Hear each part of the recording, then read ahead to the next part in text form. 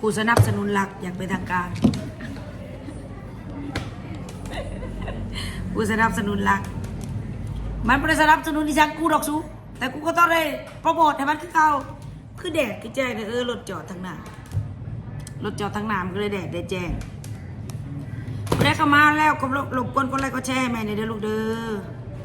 มาลายก่อนน้อยนึงตามสเต็ปตามสกิลตามสกิลเพราะว่าช่วงนี้คันมีเวลาแน่เนาะกะอยากมาไล่สดแล้วก็อยากจะมาแบบว่าว้าวสู่กันฟังหลายๆเรื่องว่าซั่นซะเดี๋ยวยับกล้องออกไปก่อน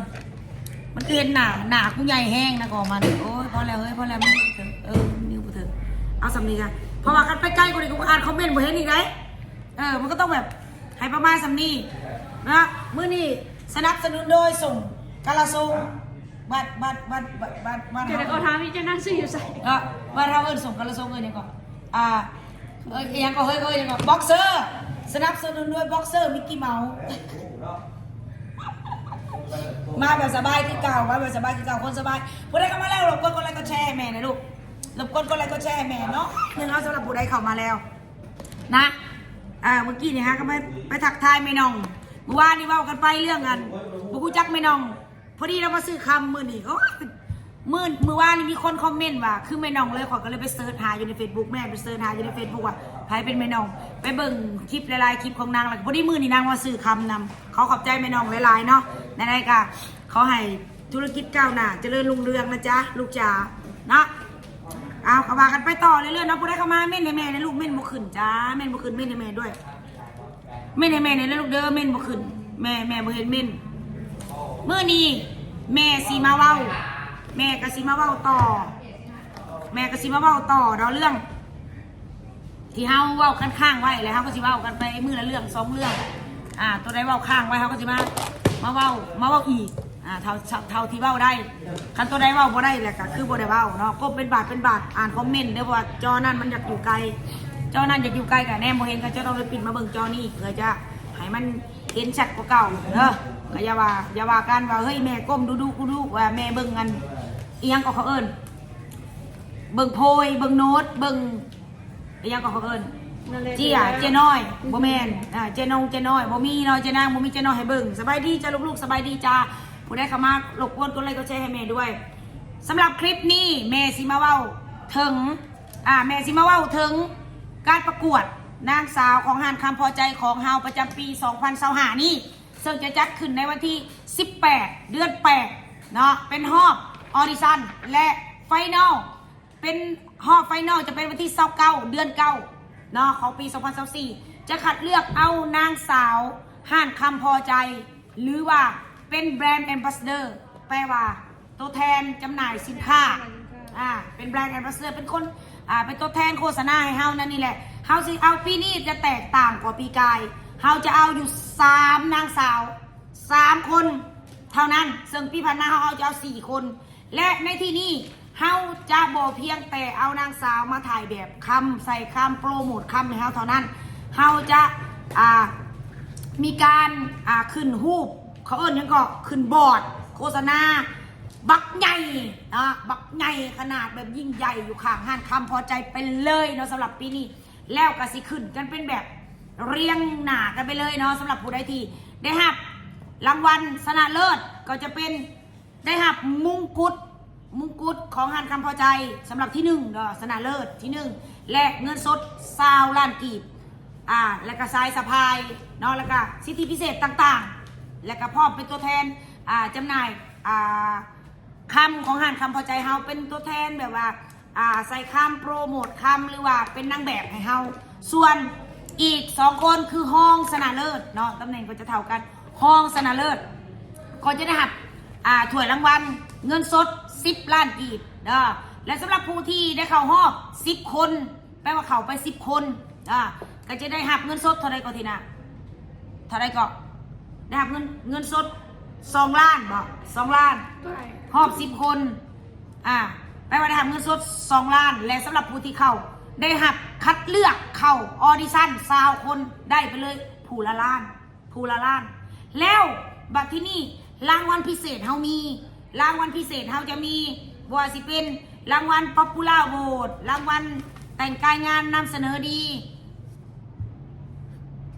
เดี๋ยวเด้อแป๊บหนึ่งสูพี่ปอบพวกหาในนางหนิงโทรศัพท์ตัวมีไฟกดแชร์กูจะคนพวกพี่ปอบจ่ายฮอนเกนสุกินกูสิบอกจ่ายฮอนเกนสุกินเครียดเด้อพี่ปอบเอาเพจเวลานะแม่เอาเพจของอันนั้นเนี่ยให้แลบอกแอดมินเขามาตอบคอมเมนต์เนี่ยเวลาเขาคอมเมนต์เวลาเขาคอมเมนต์บอกแอดมินเขามาตอบเนี่ยสำหรับกาแฟพอใจของเราจะเป็นผู้สนับสนุนหลักในปีนี้เนาะแล้วก็แบรนด์แล้วก็แม่เจ้านางเนาะแล้วก็ยังมีอีกหลายๆผู้สนับสนุนเดี๋ยวแม่สิมานำเสนอน้ำหลังเดี๋ยวเขาบอกเรื่องเงินรางวัลก่อนมีรางวัล Popular Vote รางวัลแต่งกายงามนำเสนอดีเมคอัพดีเด่นเมคอัพดีเยี่ยมนี่ก็มีแล้วก็ผิวงามแล้วก็บุคลิกภาพดีแล้วก็จะมีอย่างอีกอันหนึ่งจำบ่ได้เด้อก็คืออันนางงามมิตรภาพก็สิมีรางวัลพิเศษอยู่6รางวัลละ3 ล้านกีบเนาะรางวัลพิเศษ6รางวัลละ3 ล้านเนาะเขาหอบออดิชั่นปุ๊บหัก1 ล้านเขาหอบ10 คนปุ๊บหัก2 ล้านเขาหอบ3 คนปุ๊บหัก10 ล้านและผู้ชนะเลิศหัก20 ล้านเด้อสำหรับผู้ใดที่อยากจะมาประกวดก็สามารถทักเข้ามาทางเพจห้านคำพอใจได้หรือว่าสแกน QR ในหน้าที่แม่โพสต์ไปเลยถามได้แม่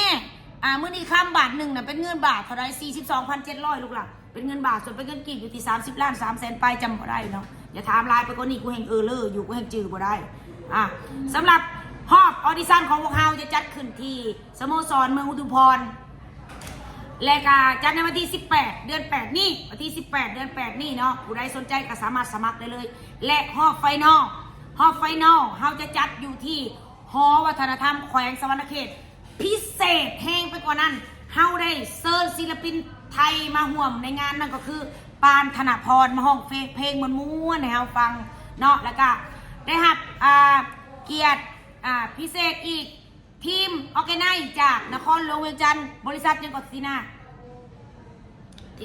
บริษัทยังก็ของไอแอลบึงซื้อบริษัทให้มีเมย์ทีมออแกไนซ์จากนครหลวงเวียงจันทร์ที่ผ่านบริษัทมงคลออแกไนซ์มงคลจากนครหลวงเวียงจันทร์มาจัดเวทีให้เฮาจัดสกิลงานให้เฮาแบบงามๆให้แบบว่าเลิศเลออลังการและอีกหลายอย่างการไล่สดของพวกเฮาจะไล่สดผ่านเพจห้านคำพอใจในวันที่29 เดือน 9ส่วนวันที่18จะเป็นหอบพิริมนะลูกเด้อวันที่18จะเป็นหอบสุดส้นเผาแต่งกายนำเสนอเนาะเป็นตัวแทนแต่ละเมืองสำหรับปีนี้จะแตกต่างกว่าปีก่อนๆจะมีความแบบว่าอลังการกว่าปีที่ผ่านมาตุ้ยคือหมูประกวดได้วะขั้นมั่นใจก็มาลูกหล่ะบ่ได้เว้าตุ้ยบ่ได้เว้าจอยขั้นมั่นใจว่าเฮ้ยตัวเองดีตัวเองงานคนเฮามันต้องมีความมั่นใจก่อนมาได้นะมาได้ปีนี้น่ะบอกเลยว่าจะใหญ่กว่าปีผ่านมารางวัลก็หลายกว่าปีผ่านมาและก็ความพิเศษคือทีมไล่สดเฮาก็เอาเป็นแบบว่าอลังกว่าปีผ่านมาอีกบ่ว่าสิเป็นเวทีบ่ว่าสิเป็นฉากหลังบ่ว่าสิเป็นทีมออแกไนซ์บอกว่าสิเป็นดาราศิลปินคือเฮาเซิร์นมาเพื่องานนี้โดยเฉพาะและก็ได้รับแรงสนับสนุนจากเขาเนี่ยก็ business partner ต่างๆบอกว่าสิเป็นบริษัทมหาทุนเขาห่วมเนาะเจ้านางแม่เจ้านางเขาห่วมพอใจแบรนด์เขาห่วมน้ำดื่มพอใจห้านชินดาพอใจห้านคำพอใจแต่ละสาขาและก็อื่นๆอีกเนาะแล้วก็ห้านคอมนครหลวงเวียงจันทร์เขาห่วมเนาะลายแบรนด์แหงลายแหงผู้ใดสนใจก็สามารถถักได้เดี๋ยวลูกเด้อผู้ใดสนใจก็สามารถถักเข้ามาได้คือแม่ได้ว่าผ่านมาอะไรวะเฮาจะเห็นยังเนี่ยเฮาก็จะต้องเติบโตและยิ่งใหญ่ขึ้นทุกๆปีและเวทีนี้มันบ่เป็นเวทีเพียงเพื่อแต่อยากโฆษณาอาหารคำพอใจแต่มันเป็นเวทีสำหรับสาวหนุ่มเพศหญิงแม่หญิงของแขวงสวรรณเขตได้มาประชันกันได้มาแสดงความสามารถเพื่อจะไปต่อยอดในเวทีต่อไปที่ใหญ่กว่านี้อย่างเช่นเจ้าได้มาย่างก่อนในเวทีของข่อยเจ้าได้มาย่างเบิ่งก่อนว่ามันจะเป็นแบบนี้หลังจากนี้แล้วเจ้าก็สามารถไปเวทีที่ใหญ่ขึ้นจะบ่ตื่นเวทีจะหู้อย่างประมาณนั้นนี่หลายสิ่งหลายอย่างมาเก็บกรรมประสบการณ์มาเก็บกรรมความหู้เพื่อจะไปพัฒนาตัวเองสำหรับน้องนางสาวผู้ที่ต้องการอยากจะไปในเวทีทางหน้าเด้ออันนี้แม่ว่าแท้ๆจากใจอยากจะสนับสนุนคนลาวอยากจะสนับสนุนแม่ยิ่งสาวแขวงสวรรณเขต ให้มีความกระตือรือร้นสุมเจ้าขึ้นเบิ่งมันจะกี่ปีแล้วจักปีมาแล้วที่สวรรค์เขตของเฮายังบ่ได้คว้ามงกุฎบ่ว่าจะเป็นมิสยูบ่ว่าสิเป็น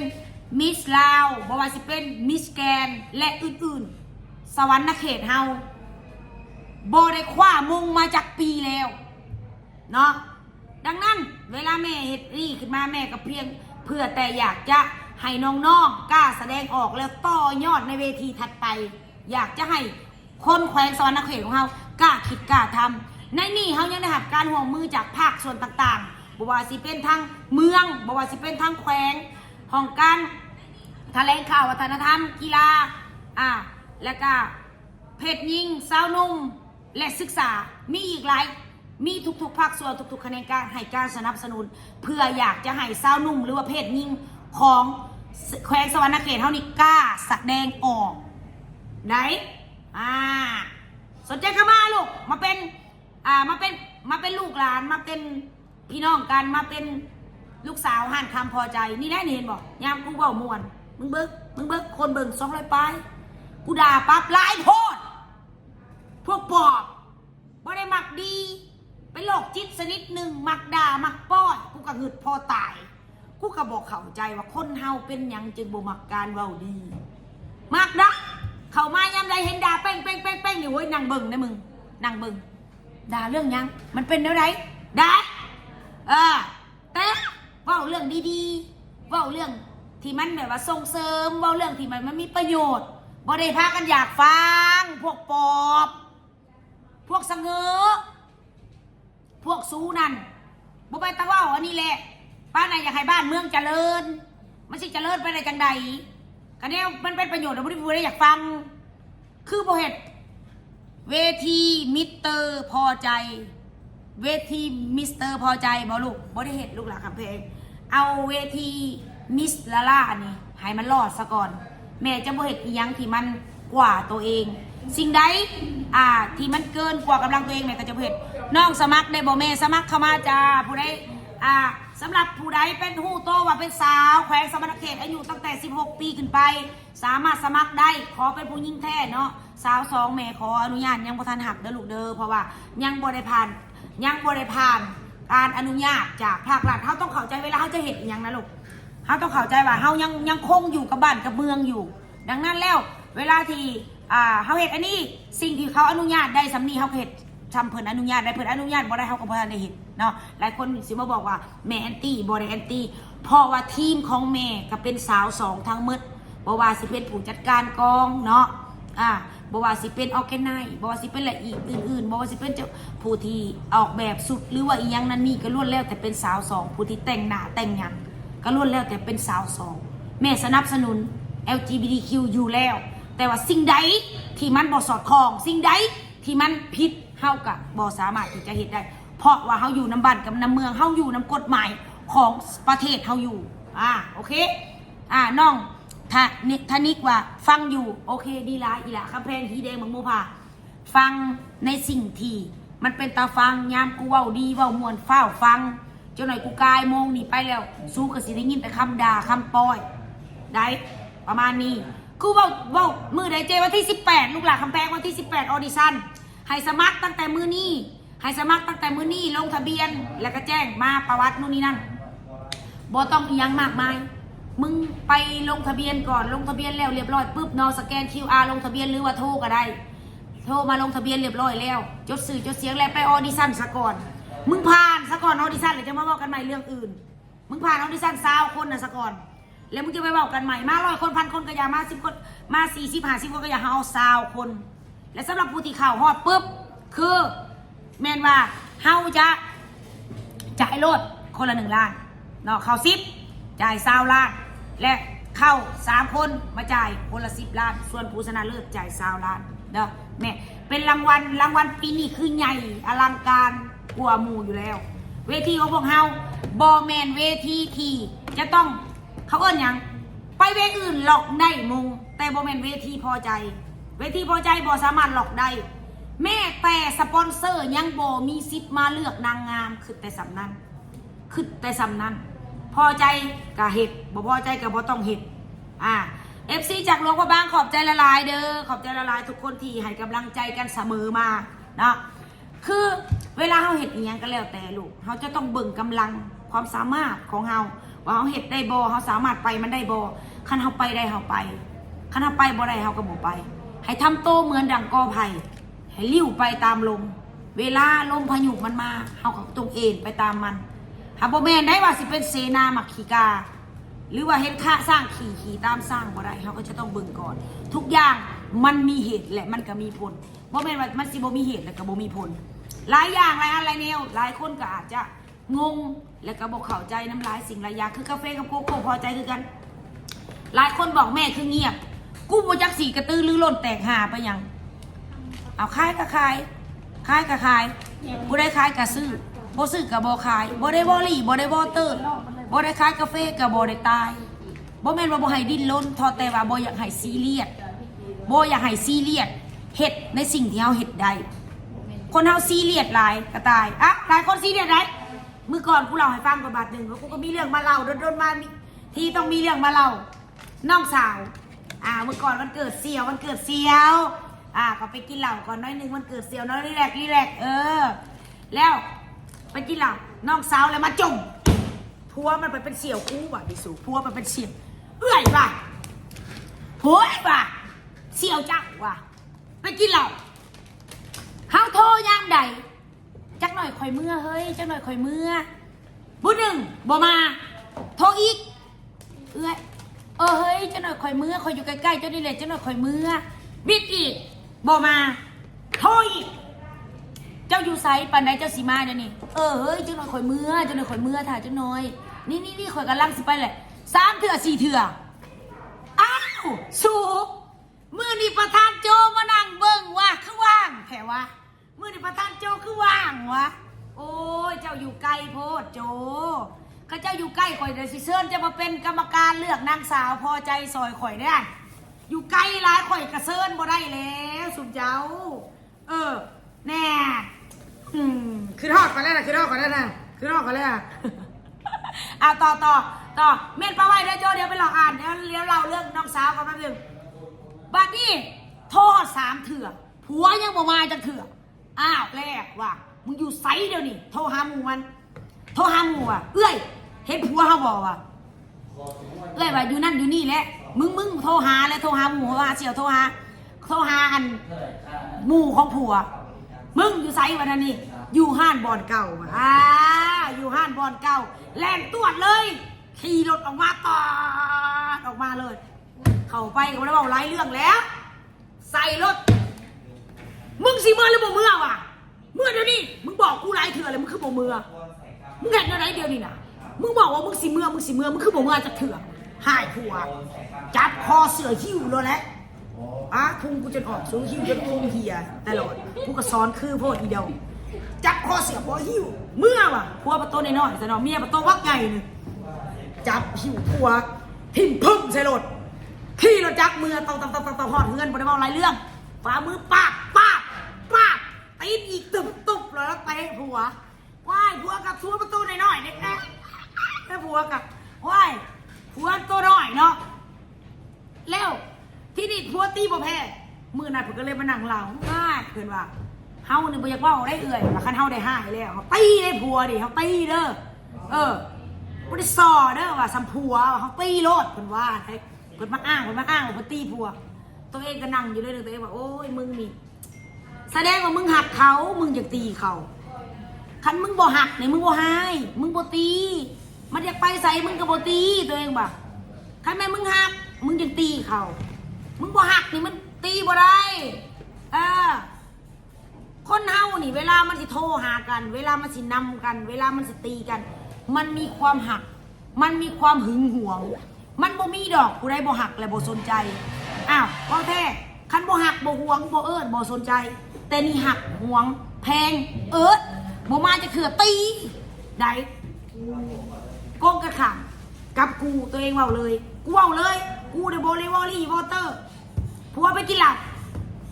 บ่มีการโทรนำจ้าบ่มีจ้าไปโลด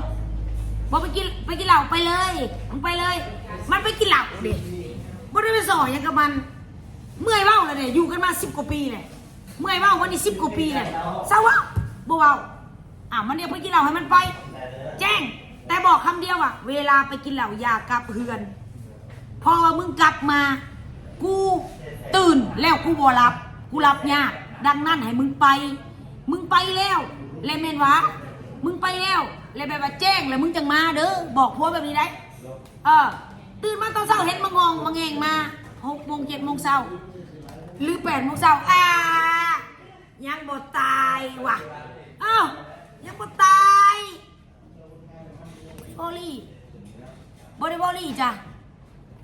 สู้จื่อเมียนสู้จงจื่อเมียนจำใส่สมองสู้ไว้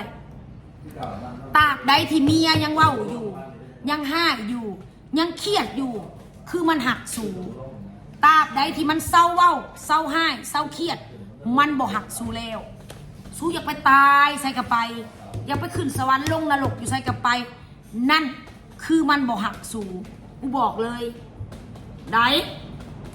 ผู้ชายนี่หลายคนงุดหงิดรำคาญเมียห้ายเมียด่าเมียจมเมียเว้ารำคาญอยากไปปีเมียหน่อยหอยเมียปลายอยากไปรินกะลี่และเสะซ้ำๆกูบอกโลดมึงหานรกใส่หัวมึงจักมือหนึ่งที่มันเมื่อยแล้วมันขี้ก้านไต่ข้านน้ำแล้วมันจะบ่เอ่ยอีกและมันก็บอกว่าแค่นี้นะกูบอกโลดแท้ผู้ยิ่งนี่มันยังเว้านี่มันหักเนี่ยมันจะเว้าคันมันบ่หักเนี่ยมันจะบ่เว้าเลยมึงจะไปตายใส่มึงไปเลยมึงอย่าสุภูมิใจยามเมียมึงบ่ด่ามึงอย่าภูมิใจคันมือใดที่มันยังด่ามึงอยู่มันยังนำมึงอยู่มันยังโทรนำมึงอยู่นี่เด้อแสดงมันยังหักมึงผัวเฮาแฮงเว้าผัดแฮงอยากหายเมียมึงบ่ต้องเว้ามึงขึ้นแนวนี้พวกผู้หญิงทั้งหลายมึงฟังกูมึงขึ้นง่ายๆผู้ชายเนี่ยบ่ได้มีคนเดียวและซุมื้อนี่เฮาก็บ่ได้อยู่ได้ย้อนผู้ชายเฮาเกิดมานี่นะแม่เฮาเลี้ยงบ่ได้เอาน้ำแบนเลี้ยงแม่เฮาเลี้ยงเอานมเลี้ยงบ่ได้เอาน้ำแบนผู้ชายเลี้ยงบ่มีผู้ชายบ่ได้ตายกูบอกมึงไว้มึงจื้อไว้โลดคันมึงนี่บ่อยากทุกข์ใจเมื่อน่ะสิ่งใดที่อยู่แล้วมีความสุขอยู่แล้วบ่มีความสุขบ่ต้องอยู่เพราะว่าทุกคนมันมีความคิดคือกันหมดมีความคิดมีความรู้สึกย่างผู้ชายไปหลิ่นเมียน้อยผู้หญิงบางคนอาจจะตอบโต้โดยการเครียดไปหลิ่นผู้ชายเนาะผู้หญิงบางคนอาจจะตอบโต้โดยการเงียบบางคนอาจจะด่าบางคนจะอีสัง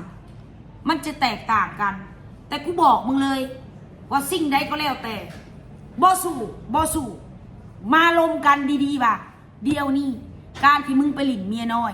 การที่มึงอยากไปมีคนอื่นคือมึงอยากไปมีคนอื่นแสดงว่ามึงนี่มืดหักแล้วกับกูกับลูกและครอบครัวมันตกลงกันดีๆแล้วเลิกกันไปเลยจบอยู่ไปอยู่มันจบแล้วบ่ต้องมานั่งวอลลี่วอเตอร์แล้วบ่ต้องมานั่งให้นางด่ากันเพื่ออย่างกับอีกหลายคนอีกคือความคือที่โบราณกินน้ำแป๊บขอแหมความคือที่โบราณแนวใดนะผู้หญิงนี่คันแม่นเลิกกับผู้ชายไปนี่เป็นคนมีแป้วมีแมงบอดีพวกป้าผัวเห็นบอกผัวมันจึงแปะมันบดีอีห่ามึงบ่ได้มานั่งอยู่นะพวกกูมึงบ่ได้มาอยู่ในจุดที่พวกกูอยู่มึงอย่าเบาสัตว์มึงนั่งอยู่ซื่ออยู่ละลาดแขวทั้งเทิงเขาบอกกันนะจ๊ะบ่มีไผฮู้เรื่องของครอบครัวไผครอบครัวมันบ่มีไผฮู้จักเพราะว่าเฮาบ่ได้ไปสัมผัสมันเองดังนั้นแหละเขาสิตัดสินใจแนวใดอย่าเสือกแล้วก็อย่าเว้าใส่เขาอย่าเว้าแต่ว่าปะผู้หนึ่งหาผู้ชายมันชั่วให้อีก100ผัวก็ยังหาใหม่เห็นบ่ถือว่ากูว่าห้องถึงอยู่บนสเพลงนี่อีก100ผัวก็หาอีกยอมเป็นผู้ยิ่งมีตำหนิและยังต่อไปกูจื้อบ่ได้กูจื้อใจซ้ำนั้นอีลีมันบ่ถึงได้ถ้าผู้ชายมันสั่วอีก100ผัวก็หาอีกยอมเป็นผู้ยิ่งมีตำหนินี่ถ้าค คนใหม่บ่ดีก็ยังหาต่อไปอีดอกเนาะย่าแม่อย่าสุมาจำกัดผู้หญิงอยู่เพียงเพื่อแต่อยากห้องหับอารมณ์ของผู้ชายกินเหล้าเมาเบียร์กับดื่นเด็กดื่นเที่ยงคืนบ่เป็นหยังเขาเป็นผู้ชายกูสั่งผู้ชายล้างถ้วยล้างจานให้เขาล้างถ้วยล้างจานให้หยังเขาเป็นผู้ชายเป็นหยังมึงล้างถ้วยล้างจานแล้วมึงเป็นหยังมือมึงกุดบ่มึงเป็นอะไรฮะมึงเป็นหยังไผถนัดไผที่จะสะดวกที่จะเห็ดตัวใดก็ควรจะเห็ดสวยการเวียเคือนการสารผู้หญิงนี่ต้องบูซาผู้ชายตลอดหยุด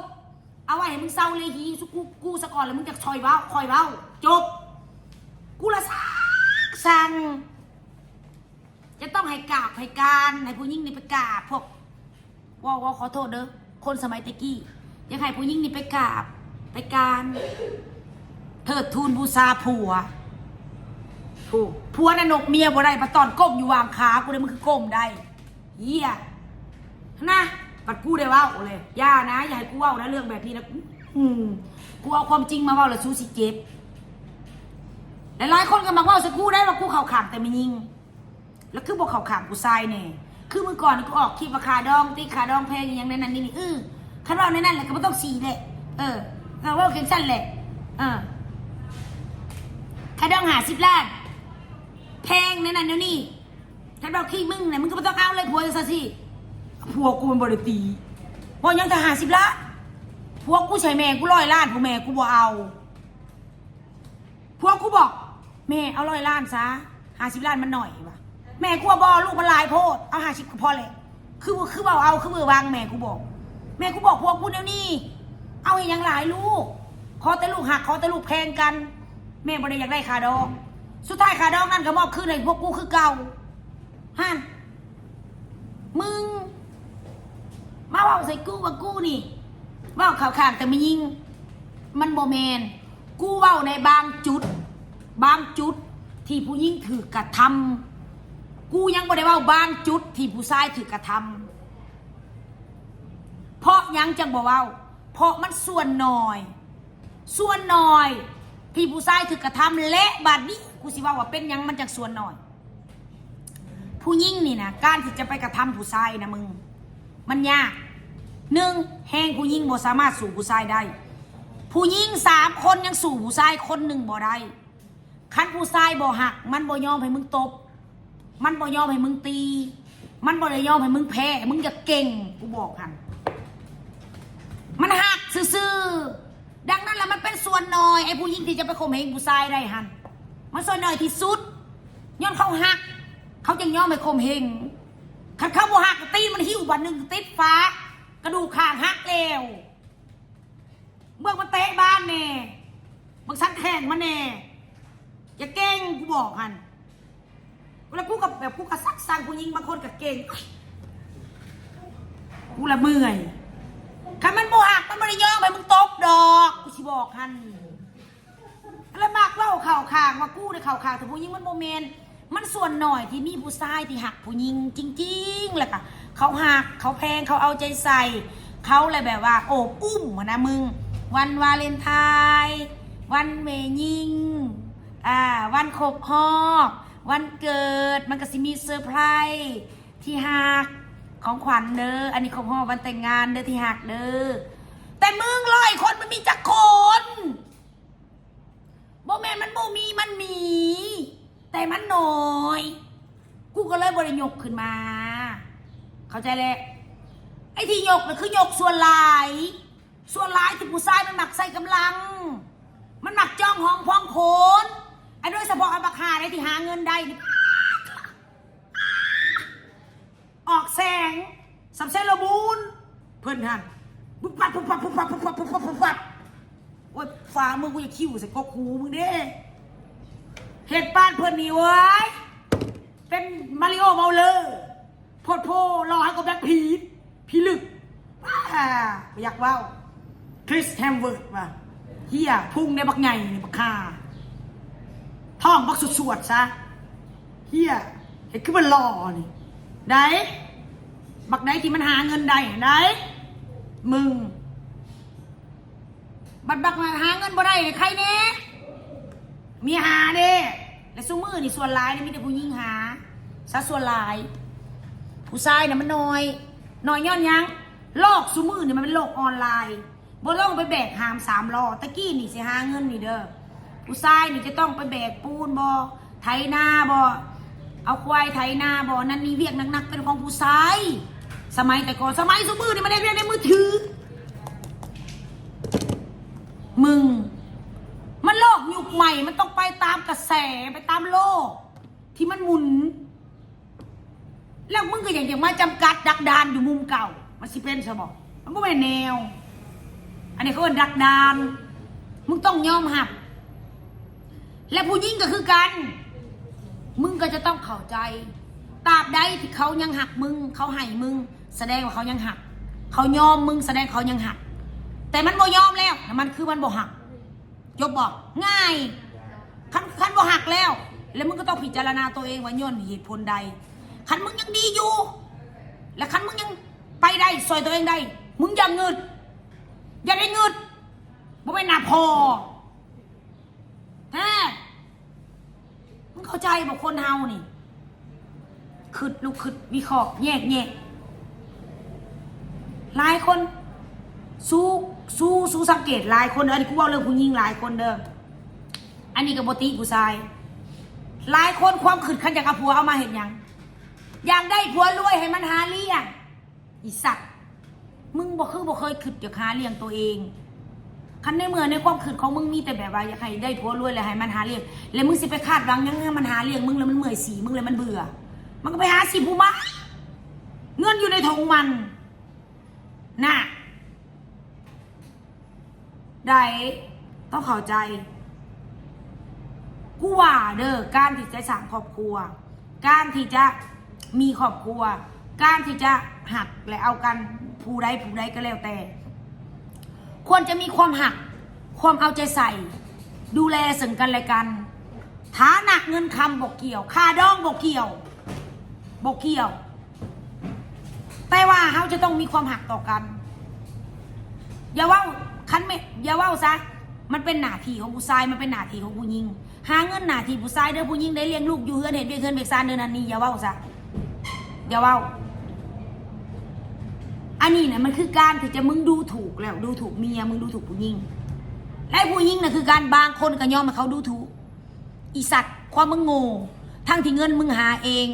เวียกเงินการซานมึงเห็ดเองลูกมึงเลี้ยงเองมึงอยากยอมดักดานก็มึงโง่เองแล้วมึงจะโทษไผ่ในเมื่อมึงโง่มึงก็อยู่ของมึงโง่แบบนั้นแหละมึงก็ทุกต่อไปจบ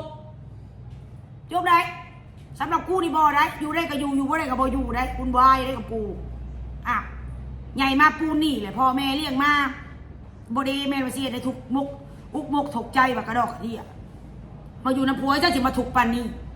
เพราะพื้นพัวตีพ่อกับแม่กูยังบ่ได้แปะจักบาทมึงผ่านมาเป็นไผ่